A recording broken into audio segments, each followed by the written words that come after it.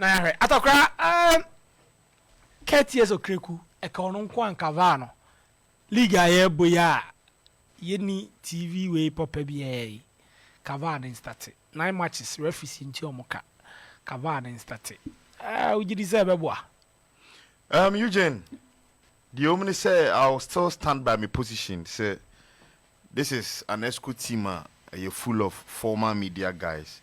So you're not smarter, they will be playing with our intelligence. And this is a classical example. Kwanya omofaso omopese omode VAR approach in Nebano. Referee manager no, my patron must your friend say. Alexander Corte. Alexander Corte, I think also status now or occupy no.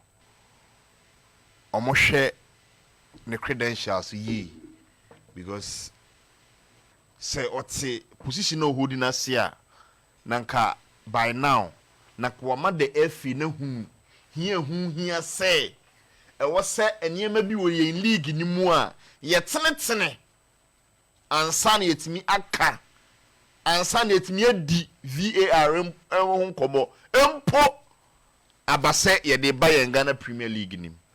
Eugene, this is Ghana Premier League. The last time I'm call meeting on this VAR, I'm catch you say league games are a better live on television and a VAR about that particular match center, which is totally out of context anytime you are discussing VAR.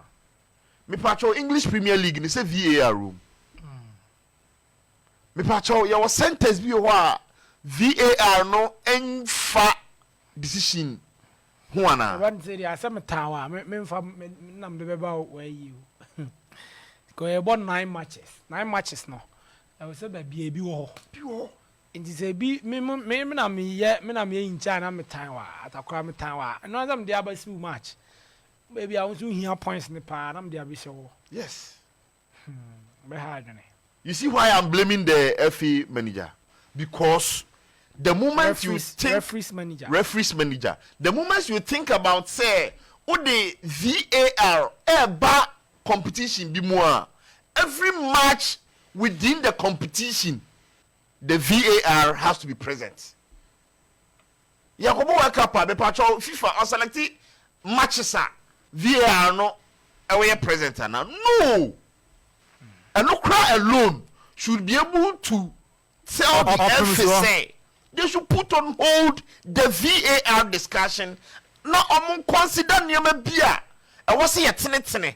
Consider Niama Bia. I was say to Twaquem and can't there's referees welfare. Eugene, now no make us say when you the moment you begin to think about the VAR, you should think about modern day technological sports stadium. Me pacho so Afcon you audio ukobi.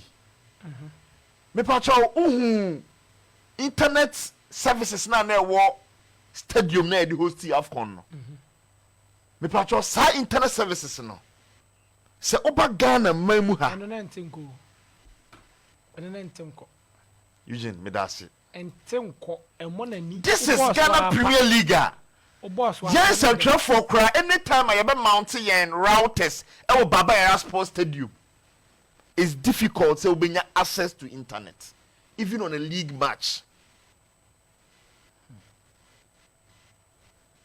And FNN say, before we consider discussing this, we should make sure some measures you're putting up right about the football ecosystem.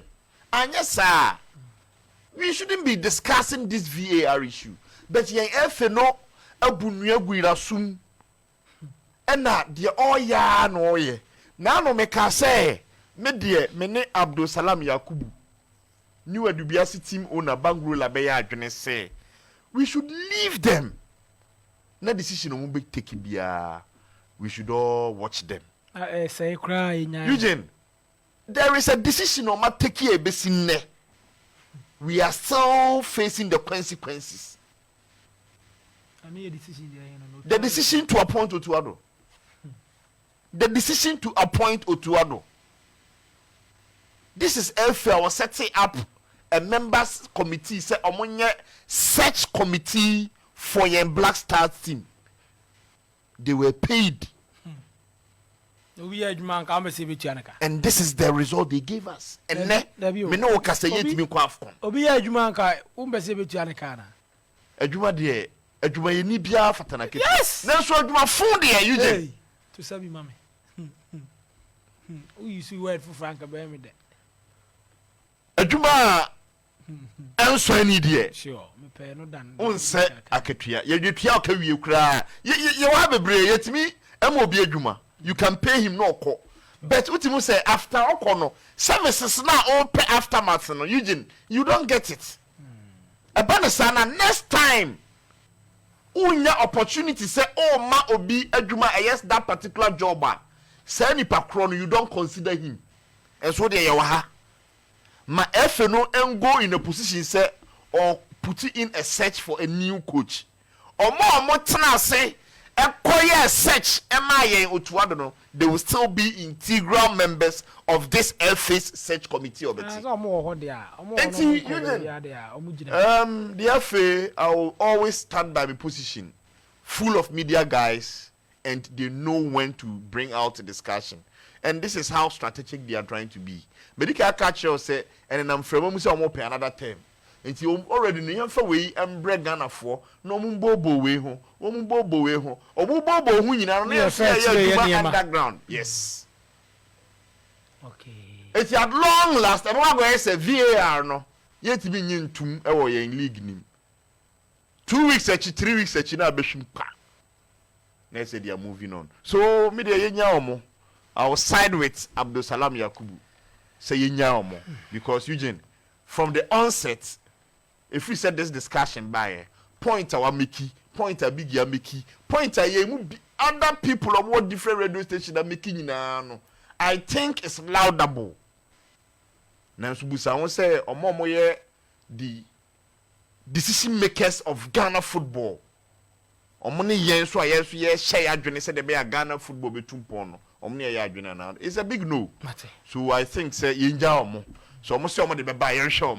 Aha. That's it. Yes, you just.